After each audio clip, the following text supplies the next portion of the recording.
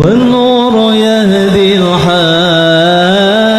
إلى ضياء وفي الحشر ذل المرسلين لواء والنور يهدي الحائر إلى ضياء وفي الحشر ذل المرسلين لواء وفي الحشر ذل المرسلين لواء إذا كان هذا كافرا جاء دمه بتبت يداه في الجحيم مخلدا أتى أنه في يوم الاثنين دائما يخفف عنه وديع سروري بأحمده والنور يهدي الحائر إلى ضياء وفي الحشر ذل المرسلين لواء وفي الحشر ذل المرسلين لواء وكأنه في يوم الاثنين دائما يخفف عنه لسروره أحمدا فما الظن بالعبد الذي طول عمره بأحمد مسرورا ومات موحدا فما الظن بالعبد الذي طول عمره بأحمد مسرورا ومات موحدا والنور يهدي الحائر إلى ضياء وفي العشر ذل المرسلين لواء وفي الحشر ذل المرسلين لواء. Assalamualaikum warahmatullahi wabarakatuh. Bismillahirrahmanirrahim. Tabarakalladzi nazzalal furqana ala 'abdihi liyakuna lil 'alamina nadhira. Allahumma shalli wa sallim ala sayyidina Maulana Muhammad wa ala alihi wa sahbihi asma'in. Nama ba'du. Semua pengurus PBNU yang saya hormati, semua habaib, semua ulama yang saya hormati, wabil khusus Kiai Haji Abdul Manan, Ketua Lembaga Dakwah PBNU, yang meskipun mondoknya hanya 3 bulan ini sebetulnya problem, sehingga saya kesini ini sebetulnya tidak pernah merasa ibadah. Ini bukan dakwah, ini show dakwah. Jadi yang namanya dakwah itu ya orang-orang di kampung nggak bisa ngaji diajarin ngaji, seperti saya di Jogja, di Rembang. Kalau ini show dakwah, dan ini ada agak kesalahan karena mondoknya hanya 3 bulan. Jadi tidak bisa bedakan mana dakwah, mana show dakwah. Ini jelas show itu. Mungkin yang benar-benar dakwah yang sekarang sedang bikin masjid di pedalaman Kalimantan, pedalaman Sulawesi, atau saudara-saudara kita yang di Korea. Saya kemarin di Korea itu dakwah betul. Kalau ini agak-agak tontonan. Ya tapi masih bagus lah melihat wajahnya habib ulama itu ibadah. Tapi begini ya, yang jelas saya berharap sekali, saya diundang sekali ini saja, jangan diulang. Karena mencintai ulama itu baik, tapi ngatur ulama itu dosa. Ini jadi ini harus dicatat. Jadi Imam Malik itu kalau diundang tuh marah, meskipun yang undang tuh seorang raja zaman itu, Harun ar-Rasyid. Beliau minta supaya Imam Malik baca Muwatta di istana. untuk anak-anaknya. Padahal seorang presiden mau ngajari anak-anaknya. Imam Malik marah, masyhur gitu. Al ilmu yu'ta la ya'ti. Ilmu disowani, ora kok ilmu yang sowan. Di mana-mana timba itu ke sumur apa sumur yang ketimba? Timba ke sumur. Timba ke sumur. Ini agak kecelakaan. Pakai air pump. Oh, ya, air pump katanya. Itu udah banyak air. Sehingga saya kata orang banyak itu di SK-kan PBNU, tapi itu tidak pernah saya pikir. Karena saya melakukan kebaikan itu sebelum dapat SK. Saya ngajar sebelum dapat SK, saya dakwah di mana-mana sebelum dapat apa? SK. SK saya langsung minallahi ta'ala, dari Allah Ta'ala. Jadi kalau PBNU niatnya ikrar bahwa orang yang sudah manfaat diangkat, itu saya terima. Tapi kalau merasa ngangkat saya, tak lawan di pengadilan. Karena saya sudah jadi kiai sebelum diangkat PBNU. Ya ini saksikan ya para muhibin saya. Jadi kalau SK itu ikrar, ngakui kalau Gus Bak manfaat, saya terima. Kan hanya ikrar saja, Pak. Tapi kalau merasa ngangkat dari bawah ke atas, itu tak lawan sampai apa? Pengadilan, sampai di akhirat. Tersangkanya ya yang sedang jabat sekarang. Tapi saya yakin enggak, Kiai Miftahul Ahyar itu orang alim karena alumni Sidogiri dan menantunya Syekh Duki. Di antara gurunya itu pernah mbah mertua saya karena istri saya orang Sidogiri. Beliau juga besanan sama keluarga Lasem, saya ini Durriyah Lasem. Pak Said Akil juga orang alim, mbah-mbahnya juga orang alim. Baru kemarin nyocokkan nasab sama saya. Buyut-buyutnya beliau itu adik buyut saya, pernah cocokkan sama saya. Gus, saya sama saya tua mana? Tua saya, buyut kamu adik buyut saya, kata saya gitu. Tapi saya tetap hormat sama beliau karena ya pernah sepuh umurnya setidaknya. Jadi saya ulang lagi, ngaji seperti ini itu sebetulnya lebih ke show, pertunjukan. Supaya pertunjukan ini tidak dosa, saya isi ngaji betulan. Tapi jangan diulang. Karena biasa ngaji rutin. Saya di Jogja tafsir Jalalain sudah juz 23. Pernah khatam hikam. Sekarang Nashihul Ibad separuh. Saya ngaji di Sidogiri Itkon, di Sarang Balaghatul Quran, di Hajen Lubul Usul, tapi sarahnya yang Thariqatul Usul, sarahnya Mbah Sahal Mahfud. Jadi baru di sini ngaji bersaing sama orang yang mondok berapa? 3 bulan. Ini masalah, masalah. Nggak boleh mondok itu harus buat tulis zaman. Tapi ya tidak apa-apa, mungkin laduni ya. Jadi kalau mondok cepet itu kemungkinannya apa? Laduni. Begini, tapi saya tertarik apa yang dikatakan Kiai Haji Abdul Manan tadi menyangkut kalimat tauhid. Saya ngaji di mana-mana bilang, kalau ngaji itu yang tahqiq itu detail. Detail itu bahasa Arabnya tahqiq. Jadi kita misalnya berpikir secara jernih, orang yang kafir 70 tahun itu pasti menjadi muslim karena melafadzkan la ilaha illallah. Dan itu bi ijma'il ulama. Semua ulama mengatakan demikian. Saya ulang lagi, itu bi ijma'il ulama. Karena mansus di Quran ada ayat qulil ladzina kafaru iyantahu yughfar lahum ma qad salaf. Kalau orang yang kafir 70 tahun bisa dihilangkan kekafirannya hanya dengan kalimat la ilaha illallah Muhammadur Rasulullah. Berarti kalimat ini statusnya apa? Penghilang kekafiran, apa? Penghilang kekafiran. Lalu ada kelompok yang mengatakan gara-gara kalimat la ilaha illallah dan pegang patok nisan itu orang menjadi kafir. Ini kan jadi paradok. Lafat yang kita statuskan sebagai penghilang kekafiran dengan lafat yang sama orang menjadi kafir. Itu nggak ketemu nalar. Mbok nalar paling apapun tetap nggak ketemu. Kecuali tadi ya dalilnya pokoknya ngotot tadi. Itu memang kacau itu.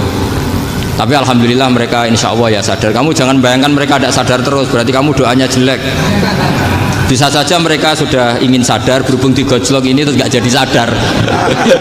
Jadi jangan-jangan salah kita karena sering gojlok sehingga yang mau sadar jadi tidak apa? Nggak sadar. Saya tadi jam 10 sampai setengah 2 masih ngajar di pondok saya. Saya ngajar tafsir masih di Rembang sana saya. Terus saya ke Semarang Dalalah Muyassar. Ya mungkin agak-agak keramat, jadi tetap jam 3:4 saya bisa ketemu Habib Umar Hafid. Saya beberapa menit ya diskusi tentang manhaj beliau. Dan kebetulan saya sering belajar kitab beliau sama alumni-alumni Darul Mustafa. Meskipun saya tidak pernah ke sana, tapi saya tahu betul mazhab beliau karena al arwah junudun apa? Mujannada. Begini, saya sering dingendikani Mbah Mun, politik tidak jelas itu bagian dari kejelasan. Ini yang perlu dicatat. Jadi politik tidak jelas itu bagian dari apa? Kejelasan. Misalnya begini, siapa yang mengira Khalid bin Walid yang sangat musuhi Rasulullah, dia panglima orang kafir ketika ngalahkan Rasulullah di perang Uhud, akhirnya Khalid bin Walid masuk apa? Islam. Begitu juga Wahsy, qatilu ahabbin nasi ila Rasulillah, pembunuh Sayyid Hamzah, akhirnya juga masuk Islam.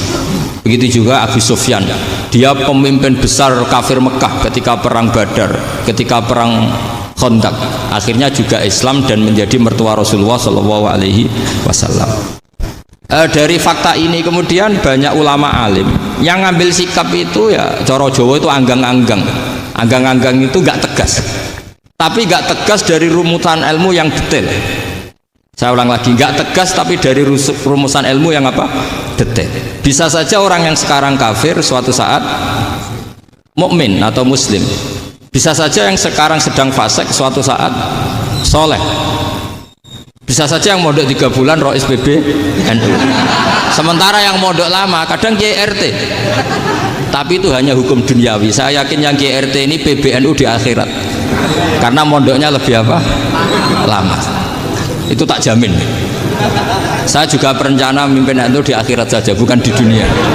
Makanya saya mohon SK itu berakhir muktamar mendatang. Karena saya sudah kiai sebelum diangkat. Makanya saya ulang-ulang, kalau pengangkatan itu niatnya ikrar, saya terima. Tapi kalau niatnya ngangkat, tak gugat di pengadilan. Ini tidak guyon, ini betulan itu. Ya, tapi ini hanya guyon saja. Nah, ini penting saya utarakan teori ngaji ya. Ini saya bacakan naskah asli Sayyid Umar Hafid supaya Anda dapat barokah beliau. Karena beliau selain alim allamah, muridnya Habib Salim, juga beliau pernah ngaji kutub Sayyid Abdul Qadir Segaf di Jeddah. Juga beliau sering istifadah di beberapa kiai. Ini saya baca teks Arabnya, kemudian saya terjemah. Bagi yang tidak setuju pemaknanya bisa gugat, karena saya baca Arabnya. Yang nggak setuju pemaknanya bisa gugat, tapi tak jamin kalah karena saya paham betul teksnya maknanya seperti itu.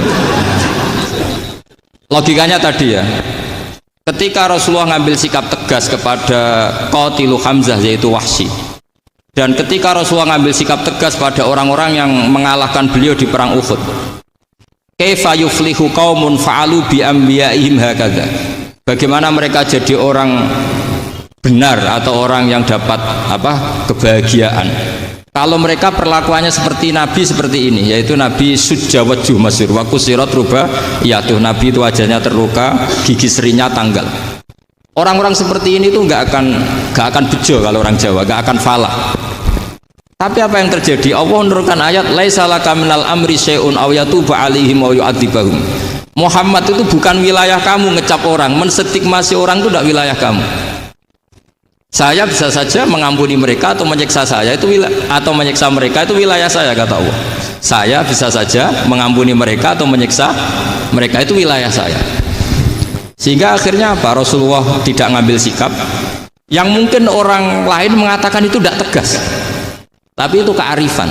Betul, akhirnya Wahsy malah masuk Islam. Khalid bin Walid panglimanya juga masuk Islam. Dan beberapa orang kafir juga masuk Islam, termasuk mimpinihim, ketuanya yaitu Abu Sufyan. Ini penting saya utarakan. Makanya ini saya baca pembenaran dari konstruksi pikiran tadi. Nah, ini supaya khas. Ini khasnya orang mondok 10 tahun ini. Jadi ini tak baca ini. Nah, biar jelas ini nanti teksnya persis ya, tidak saya rubah. Ini di kitabnya Habib Umar Hafid, namanya itu Taujihun Nabi Limardoti Bari.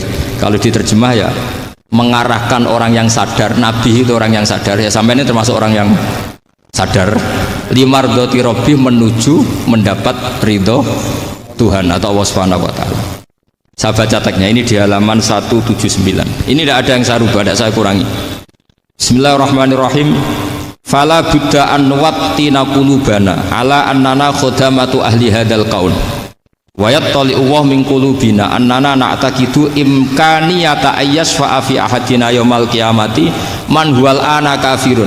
Yuslimu faya'lu sya'nu indal haqqi fayakunu sababan li khalasika fil qiyamah yumkinu dzalik. Jadi kita-kita para dai, para kiai itu adalah khodamatu hadal kaun. Kita ini adalah pelayan alam raya ini yang selalu berharap alam ini akan lebih baik. Orang yang sekarang sedang kafir bisa saja nanti yang nyafaati kamu di akhirat, yaitu mereka masuk Islam lalu Islamnya lebih serius, akhirnya punya hak syafaat. Sementara kamu Islam mulai kecil tapi biasa-biasa saja seperti ini, mulai dulu ngaji terus sama Ki Abdul Manan, nggak pernah yang ngisi ngaji, itu artinya nggak ada perkembangan. Makanya saya nggak ingin ngaji lagi karena saya ingin perkembangan Anda nanti tukang mengisi, bukan yang diisi. Kalau saya nanti ngaji lagi di sini, artinya Anda kalau tetap mendengarkan itu tidak ada perkembangan. Pantas saja semulang Gus Bahak sampean sing ngaji. Sekali-kali ada perkembangan, saya ngaji sampean yang mulang, itu bagus ya. Meskipun itu perkembangan yang menyesatkan.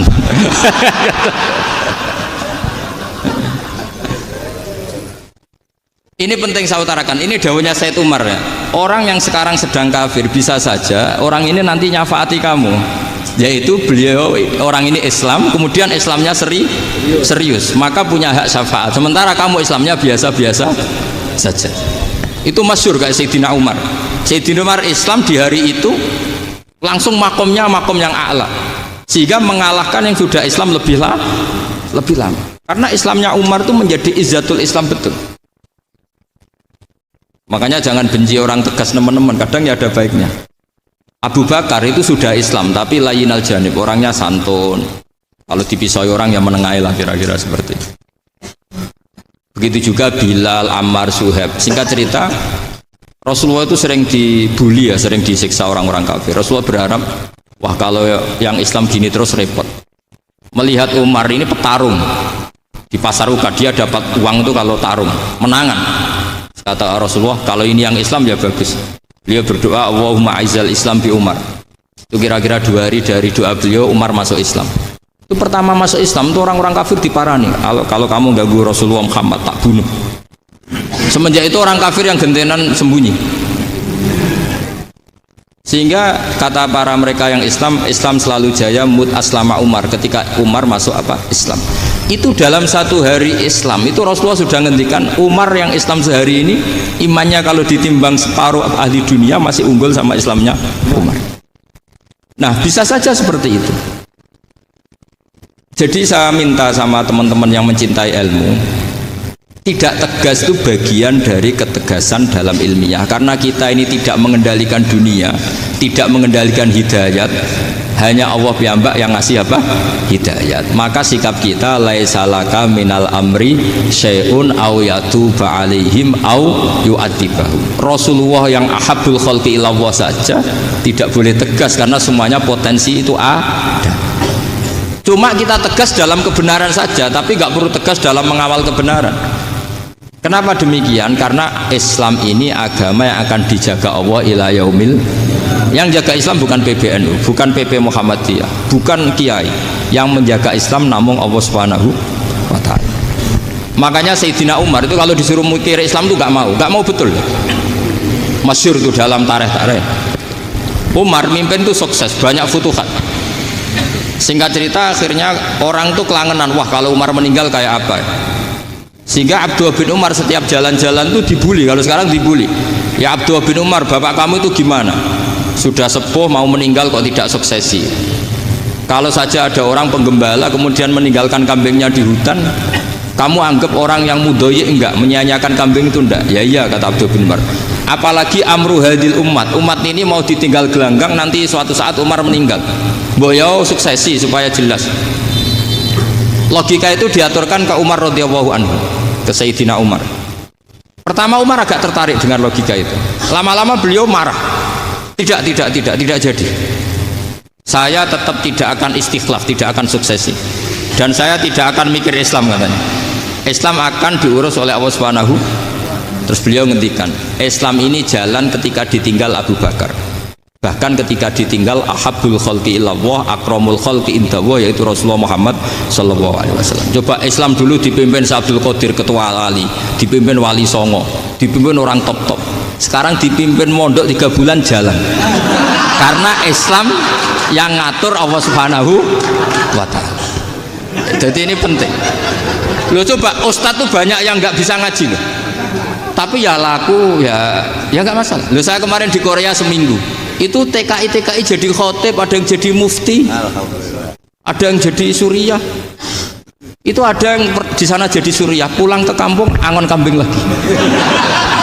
Loh itu teman saya kenal. Suriah Korea. Iya suriah Korea tapi.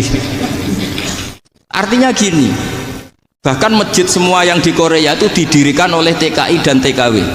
Mereka digerakkan Allah untuk mikir agama, karena agama ini milik Allah. TKI saja mikir. Makanya ini penting, yo dakwah tapi tauhidnya sing kenceng, jangan dakwah kenceng tauhidnya kendor. Itu bahaya betul. Saya ulang lagi ya, ini dawuh Habib Umar. Jadi kata beliau, fala budda an wattina qulubana. Kita harus yakin seyakin-yakinnya bahwa semua kemungkinan itu mungkin. Makanya masyhur dalam tarikh ketika kafir Quraisy mau disiksa oleh para malaikat karena mereka sering menyakiti Nabi, kata Nabi gimana? Jangan. Saya berharap kalau bapaknya tidak mukmin, suatu saat anaknya mukmin. Masyhur dalam tarikh. Musuh Nabi besar siapa? Walid bin Mughirah. Punya anak Khalid bin Walid. Abu Lahab punya anak Darrah, itu mukminah yang baik. Abu Jahal punya anak Ikrimah, itu mukmin yang baik. Di Indonesia lebih hebat lagi. Bapaknya ra iso maca Quran, anaknya hafid. Bapaknya utun ratamat SD, anaknya jadi dekan. Di Indonesia banyak orang nggak siapa-siapa, anaknya jadi presiden, anaknya jadi menteri.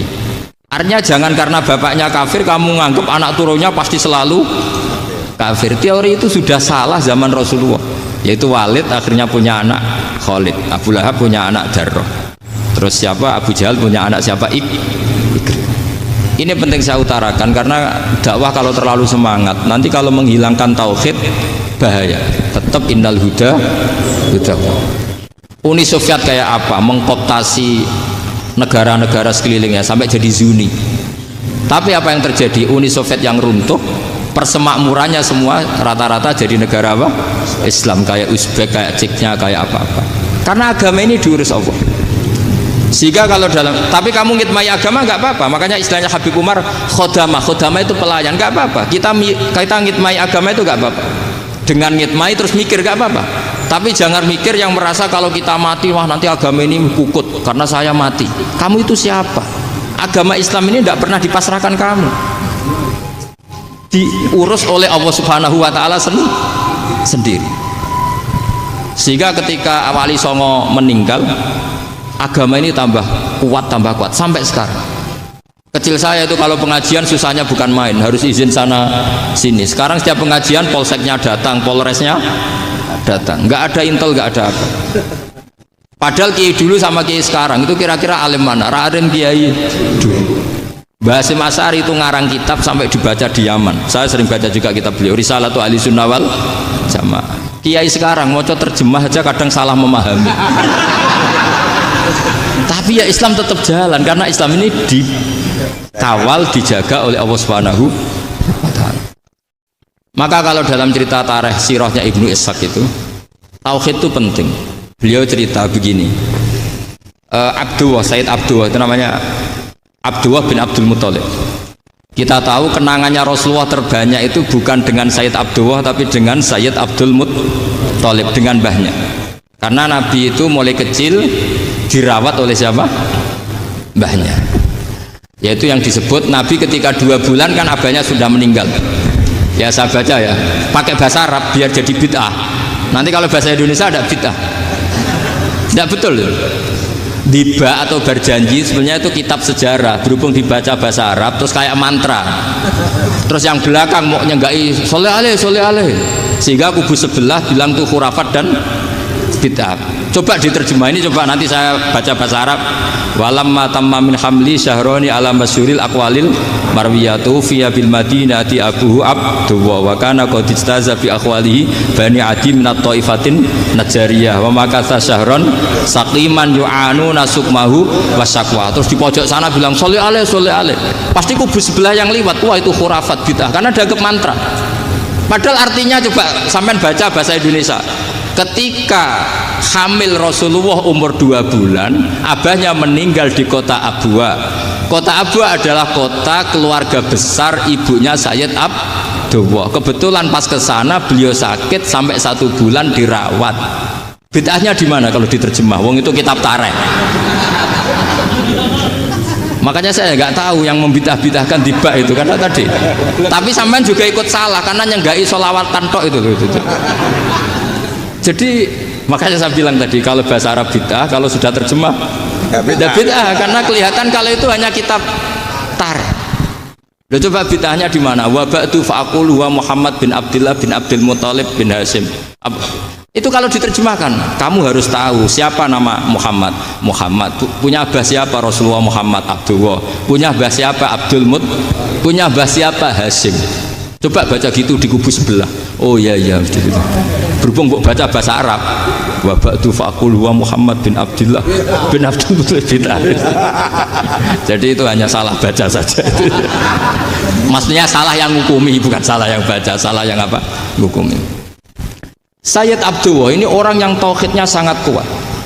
Sayyid Abdul Muthalib lebih kuat lagi. Saya cerita sedikit betapa pentingnya tauhid. Ketika pasukan Abraha bawa pasukan gajah mau menyerang apa? Ka'bah. Itu sebelum menyerang itu semua aset-aset milik orang kafir Quraisy, milik orang Quraisy lah. Itu ditawan, diambil, termasuk milik Sayyid Abdul Muthalib, milik Abdul Muthalib. Terus ketika mau masuk Ka'bah, mau masuk Mekah, kata Abraha, man sayyidu hadal wadi, siapa yang kamu tuakan, yang kamu pertuan di sini? Oh, Abdul Muthalib. Abdul Muthalib itu dipanggil, itu auranya luar biasa. Abraha yang di tempat perkemahannya itu harus duduk di atas karena dia raja, itu duduk di atas gak berani, saking wibawanya Abdul Muthalib, ini mbahnya Rasulullah. Akhirnya Abraha bilang gini, saya duduk di bawah tidak mungkin karena saya raja, kamu duduk jejer saya tidak mungkin karena nanti umat saya kecewa karena raja kok disaingin gitu. Ya sudah, santai berdiri-diri kita ngomong. Akhirnya Sayyid Abdul Muthalib tadi diomongin gini, saya itu tidak ingin merusak orang-orang Mekah, orang-orang Quraisy. Saya hanya kecewa punya tempat ibadah dikencingi, diberakin sehingga saya mau merubuhkan Ka'bah. Tapi dengan damai, nggak ada perang. Apa jawabnya Abdul Muthalib? Lucu. Nggak apa-apa, Ka'bah kamu robohkan silakan, nggak apa-apa. Yang penting unta saya yang kamu sita kembalikan. Harta saya yang 100 unta kamu sita kamu kembalikan. Itu Abraha kagetnya bukan main. Kaget karena kamu itu pemimpin apa? Tadi saya hormat kamu karena kamu tak anggap orang hebat. Hadhil Ka'bah dinu abaika, ini Ka'bah itu agama kamu. Pas saya hancurkan kok kamu tenang-tenang saja. Padahal pas mau saya hancurkan kamu tenang-tenang saja, malah tanya unta kamu itu gimana? Apa jawabnya Abdul Muthalib? Inna lihadal baiti robban hamahu, sebab Ka'bah itu ada yang punya dan pasti akan melindungi Ka'bah. Tapi kalau unta itu milik saya, ini urusan saya, ini unta. Jadi inna lihadal baiti robban hamahu itu tidak milik saya, itu ada yang punya. Ya sudah, biar yang punya aja yang jaga, itu tidak urusan saya. Akhirnya unta dikembalikan, aman deh, Untung double. terus akhirnya dia ke Ka'bah, fa'akhudha bi halaqatil bab, karena dulu apa itu halaqatil bab, karena dulu itu yang dipakai apa itu pegangan itu bentuknya apa, bulat, makanya diistilahkan halaqah apa, bulat. Kalau sekarang halaqah ilmiah itu seminar, tidak Halakot itu buruhi lain lagi. iya. Pegang terus bilang gini, kata Abdul Muthalib, ya Allah, Ka'bah ini mau dihancurkan oleh Abraha, Ka'bah ini milik kamu. Saya mau ke gunung, mau melihat apa yang kau lakukan terhadap orang yang mau merusak Ka'bah. Terus Abdul Muthalib bilang ke umatnya, wa ya qaumi, ayo kita ke gunung melihat ma fa'ala rabbuna, apa yang akan dilakukan Tuhan kita terhadap orang yang mau menghancurkan Ka'bah. Jadi santai saja, santai. Terus Abdul Muthalib naik gunung sama orang-orang Quraisy. Abraha datang mau merusak Ka'bah, terus terjadi alam taro kaifa fa'ala rabbuka bi ashabil fil. Itu melihat, dan betul Ka'bah dijaga Allah. Islam juga gitu. Ketika Islam dikooptasi Uni Soviet, semua ulama, semua wali perasaannya hanya nunggu kehancuran Uni Soviet, karena pasti agama ini dijaga Allah. Saya setiap sholat, setiap munajat, ketika baca Rabbana lakal hamdu bil samawati wa mil'ul ardi. Dulu saya iskal itu janggal. Ya Allah, engkau zat yang layak dipuji, yang pujian itu memenuhi langit dan bumi. Pikiran saya kalau bumi ateis itu mujinya kayak apa? Tapi Masya Allah, ketika saya datang di Korea, bumi ateis, ternyata di sana banyak masjid, banyak tasbih, bahkan ada sakduna di sana. karena Allah sudah ngendikan lakal hamdu mil'us samawati wa mil'ul ardi. Dan sekarang nyata, semua bumi ateis, bumi apa saja, ada tasbihnya, ada tahmidnya. Makanya sadaqallahul azim ketika ngendikan sanurihim ayatina fil afaq walladzi arsala rasulahu bil huda dinil haqqi liyudhhirahu 'alad dini kulli. Makanya saya mohon sekali bahwa agama ini harus kamu khidmah, tapi enggak boleh kamu pikir, atau dibaliklah, khidmah maka memikir. Tapi tidak usah GR bahwa agama ini diserahkan sampean. Saya juga gak ridho.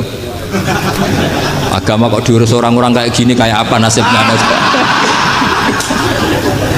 Jadi ini penting, karena rata-rata kiai alim itu tidak jelas. Terus oleh orang-orang yang nggak pernah ngaji itu, wah ini nggak jelas, nggak tegas.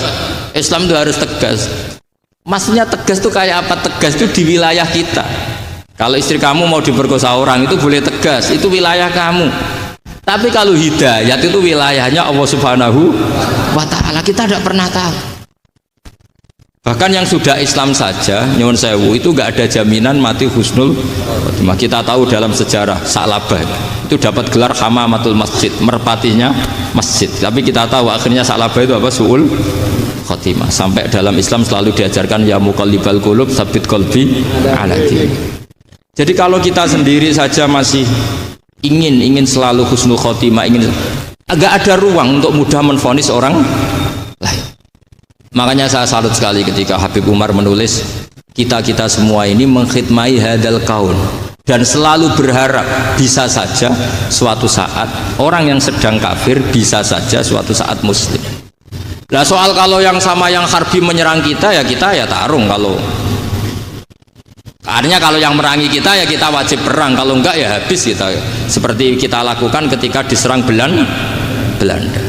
Tapi ketika mereka musta'man, dhimmi, mu'ahad, orang-orang kafir yang mau berdamai dengan kita, ya kita damai. Sebagaimana yang dilakukan Rasulullah SAW ketika berdamai dengan kafir Quraisy yang dipimpin Suhail bin Amr. Masyhur itu dalam tarikh. Singkat cerita kan Sayyidina Ali ini pernah konflik sama orang Khawarij. Kata Sayyidina Ali, ya sudah lah, namanya kita musuhan, kita tidak usah ketemu, pakai mediator, kata Sayyidina Ali. Kata orang Khawarij, ini apa-apaan kok butuh mediator? Nggak ada Qur'annya, ada hadisnya. Kira-kira kalau Sayyidina Ali orang Jawa, nggak ada apa tidak tahu. Walhasil Sayyidina Ali akhirnya baca ayat wa in khiftum shiqaqa bainihima fab'atsu hakaman min ahli wa hakaman min ahliya. Jika suami istri tengah konflik, maka yang keluarga suami kirim mediator, yang keluarga perempuan juga kirim mediator. Terus kata Sayyidina Ali, wa amru ummati Muhammad a'dhamu min amri rajulin wa imra'atin. Kalau suami istri saja ketika konflik butuh mediator, apalagi ini kelompok besar pasti lebih butuh mediator. Akhirnya lalu mediatornya siapa? Kata Sayyidina Ali, ya siapa saja yang penting baik. Ditunjuk seseorang, diprotes sama orang Khawarij, ini orang nggak kredibel. Oh, terus Sayyidina Ali marah-marah.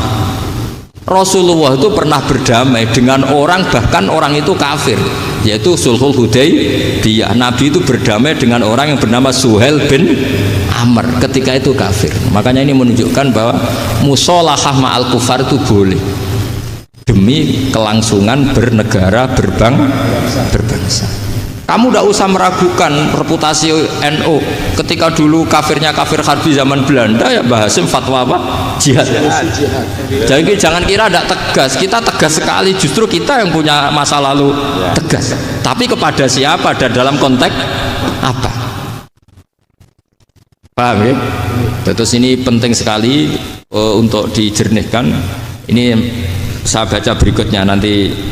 Tidak supaya tahqiq, saya syukur sekali saya tadi sekaligus minta ijazah sama Habib Umar dan memang saya ngaji ini lama sama teman-teman alumni Yaman, cuma belum pernah ketemu mu'alifnya. Tadi saya ketemu minta ijazah itu dan beliau senang sekali, bahkan sempat bikin tulisan di kitab saya ini. Sama tidak perlu baca karena kalau bisa ya biasa, kalau tidak bisa malu ya sudah, tidak usah tidak usah baca sudah. Terus ini kata beliau, ini masih saya teruskan. Nahnu min hadhil intilaqah naktasibu thabatana wa quwwata yaqinina wa illa fa fil ardi mu'aridun wa muntaqidun wa mukhalifun min akhyarin wa asyrarin sholihin wa fasikin muslimin wa kuffar. Kalau kamu punya satu metode ilmiah, metode dakwah, kamu harus siap karena pasti ada yang menentang. Yang menentang itu ya mulai orang soleh, tidak soleh, orang macam-macam. Jadi kalau sudah punya manhaj memang dari awal harus siap apa? Ditentang. Jadi misalnya PBNU punya kebijakan apa, ya sudah siap saja dibully. Itu pasti itu, karena nggak ada manusia semua suka, semua benci. Kata beliau, anta in kunta fi syakkin min hadzal maslak wal manhaj fattabi man syi'ta wasaha angka ghaniyah. Wa in kunta ala yaqinin annahu al-huda wa mirasun nubuwah wa annahu haqiqatu tarjamatil ahdi ma'rab fala tata'athar min kalami ahadin yakunu mangkana. Jadi intinya kita mengawal Islam secara rahmatanil alamin itu justru kita berharap menjadi simpatik dan menjadikan mereka menjadi napa Islam. Jangan ketika simpatik dianggap gak tegas. Saya masih ingat betul dawuh Mbah Mun, hak sekseni, kata beliau, saya masih ingat kalimatnya sekseni. Aku ra tegas itu berdasar ayat laisalaka minal amri syai'un aw yatuba alaihim aw yu'adzibahum, karena potensi sosial itu bisa rubah. Orang yang sekarang kawan kamu bisa saja suatu saat jadi musuh, yang sekarang musuh kamu bisa saja suatu saat jadi kawan. Terus kamu ngambil sikap tegas dalam sesuatu yang nggak stabil seperti ini, lalu tegas itu kan nggak pada tempatnya. Makanya yang seperti ini kata Allah pakai asa itu menawa-menawa. Asa wahu ayyaj'ala bainakum wa bainal ladzina adaitum minhum mawaddah. Bisa saja orang yang sekarang musuhan dengan kamu suatu saat dijadikan mawaddah. Kamu mawaddah itu saling mengasihi. Kamu tidak usah tanya, wallahu qadir, kata Allah, karena Allah mampu. Jadi dalam hukum-hukum sosial Allah seringnya bilang apa? Asa. Misalnya wa'asa antakrahu syai'a wa huwa khairul lakum, wa'asa antuhibbu syai'a wa huwa syarrul lakum. Karena masalah sosial ini semuanya asa, yang pernah tahu siapa. Bisa saja sekarang saya Rois Surya, nanti SK-nya nggak turun lagi, tapi saya tidak apa-apa. Bisa saja nanti santri 10 tahun dipimpin 3 bulan, nggak apa-apa. Bolak-balik nggak apa-apa, saya tidak akan kecewa karena masya Allahu kana wa malam yasa lam yakun. Assalamualaikum warahmatullahi wabarakatuh.